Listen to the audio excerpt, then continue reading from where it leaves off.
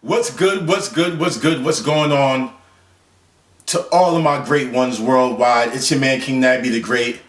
I'm back today with the first of a series, a classic movie breakdown, where I will pay homage to classic movies, to bona fide classics, or at least movies that are classic to myself. Today, our first film of the series is a Mexican film. I will do plenty of Mexican films because I love the culture, I love the people. You show me so much love, I have to show it back. This film is the first film by one of my favorite directors of all time, Alejandro Gonzalez Innaritu. The film is Amores Perros. The English translation is roughly Life is a Bitch, or excuse me, Love is a Bitch, or Love is a Struggle. And Innaritu does a great job of displaying that to us in this film. The film centers around the stories of three different groups of people. It's an episodic film, an anthology film of sorts, in which all of these people are connected by a car crash, a terrible car crash that happens in Mexico City, in which the film takes place. However, they all have their individual stories of their struggles with love, and how this love, causes people to act violently, causes them to estrange themselves from their family, go into hiding, do all sorts of things. Now, to break down the film quickly for you, Innaritu does an excellent job of showing us the other side of love. Normally, when we think of love, we think of all flowers and daisies and hearts and, oh, I love this person, it's so beautiful and everything. But he shows us that other side, that side of love, the passion behind love that could cause us to do things that are totally out of character. In our first story of the film, Octavio y Susana, we see that Octavio, played by Gael Garcia Bernal, who's a great star, he is in love with his brother's wife.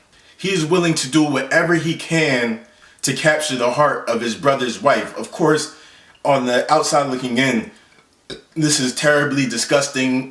That's the wife of his blood brother. How can you lust, after the wife of, and covet the wife of your blood brother? Is terrible. And this drives him to get money by any means so that he can go away with her and they could go off together and live far away. So he enters his dog, who by chance happens to be a very vicious, although a very loving dog, also a very vicious dog when it comes to fighting. He enters his dog into the dog fighting, and it's very lucrative. He earns tons of money. Then he comes back and brings that money to Susana and tries to win her heart over so that, they can be together and they could go off together.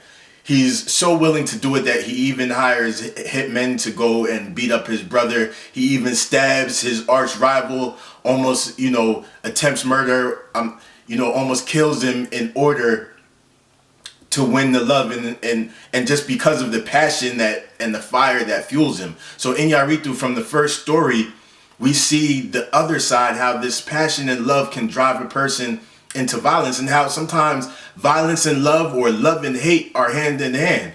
I've always thought that you can't really hate someone, you can't truly hate someone unless you actually love someone.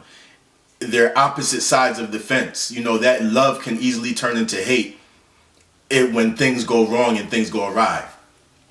In the second story, we see Daniel y Valeria. Now, Daniel is a married man. He's a married man. He works for a magazine, and he's in love, or having an affair with Valeria, who is this big-time supermodel. Now, Daniel also has two daughters, and he's willing to leave his family in order to go off and have a life with Valeria because of the lust, the passion, the love, and things of that nature that happen that drive him towards that. So once again, Innaritu does a great job of showing us now this side, how the love can take a person from his family, or the so-called love can take a person from his family and take him off with some other woman. Now, the question is, does Daniel really love Valeria, or is he just in love with the superficial thought of being with this beautiful supermodel? And how these passions, these uncontrollable emotions, can make you act out of nature. The third story, El Chivo y Maru, It's about El Chivo, who is an ex-guerrilla militant. I'm not sure if he's specifically a Zapatista, but something like a Zapatista.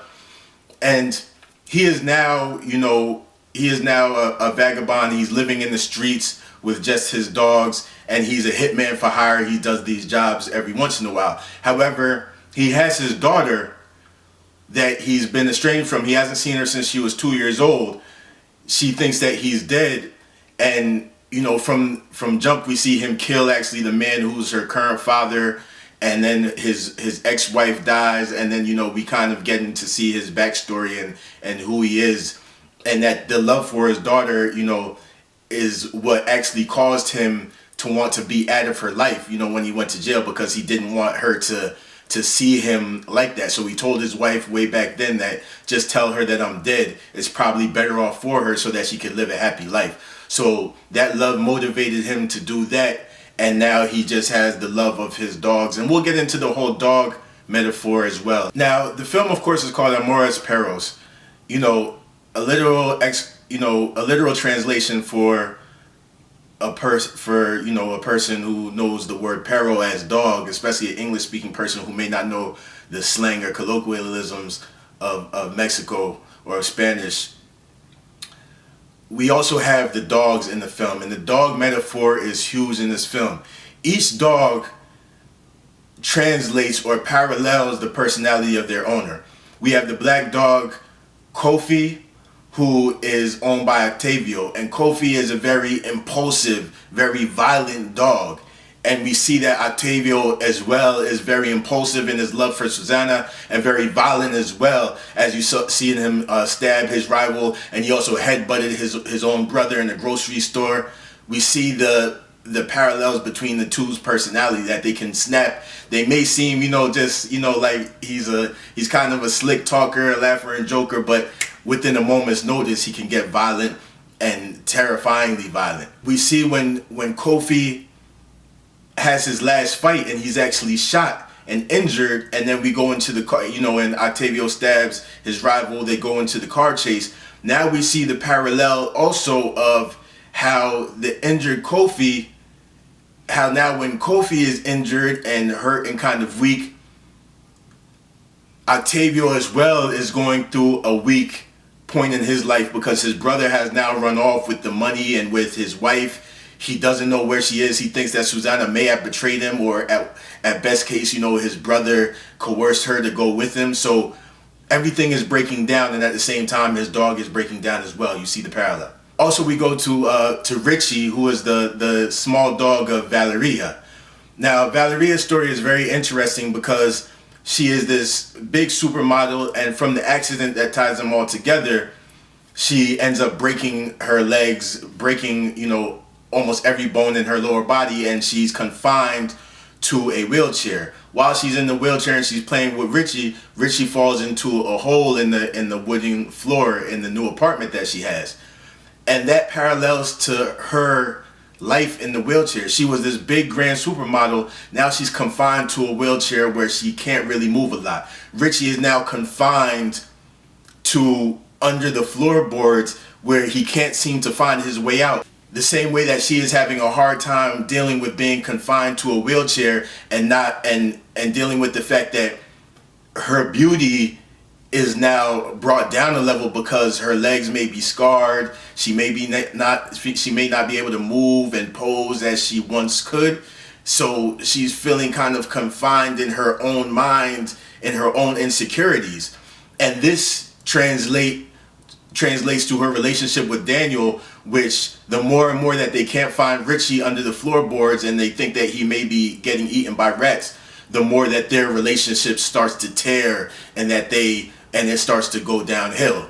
And now we go into El Chivo and his dogs. El Chivo is a vagabond who he's a stray in, for lack of better words. He's a homeless man, or he's living in the streets. And all of his dogs are also stray dogs who are living in the streets. And he develops this love for them to where they're his brothers, and because they parallel exactly what he's going through. They don't have any family to love them. He doesn't have a family to love him, and they all unite together as family. Now, when the car accident happens, he grabs, he's of course a lover of dogs, so he grabs Kofi from Octavio's car and takes him, heals, helps him out, heals his wounds. Once Kofi is strong enough, as El Chivo goes off to pull off a job, he comes back to Kofi who has killed, maimed all of his dogs. And of course this destroys, El Chivo inside. He's hurt. He pulls out his gun. He's about to shoot Kofi, and then you can see that it hits him. He realizes that Kofi is the same as him. What they know and what they seem to be best at is killing. That, like, it's not Kofi's fault that it's not necessarily Kofi's fault that he killed the other dogs. He's just acting off instinct. That's just all that he knows. And as El Chivo says, a lot of times our dogs are a reflection of our owners, and he realized that Kofi was a reflection of himself. So the dog, metaphor throughout the film is great. The love metaphor and the symbology throughout the film is amazing. There's so many symbols throughout the film. You must go see it. In closing, I must say that this is a magnificent first film by Alejandro Gonzalez Innaritu. He is one of the greatest directors of all time. Of course, he won an Oscar, for Birdman. He was also nominated for The Revenant, both movies that I love and that I've watched countless times. This is also the first full-length feature film that Gael Garcia Bernal starred in. He's had a great career since then. He also did the voice of Hector in Coco. He also had a magnificent performance in another Alejandro Gonzalez film, Babel. This film, great performances by Emilio Estevera as El Chivo, by all of the actors in this film. This is a magnificent piece of art. Please, if you haven't seen this film already, please go see it. It's in the Spanish language with the subtitles. It's a film shot in Mexico City, a classic, Pelicula de Mexico. I admire everything about this movie, and I have nothing but praise.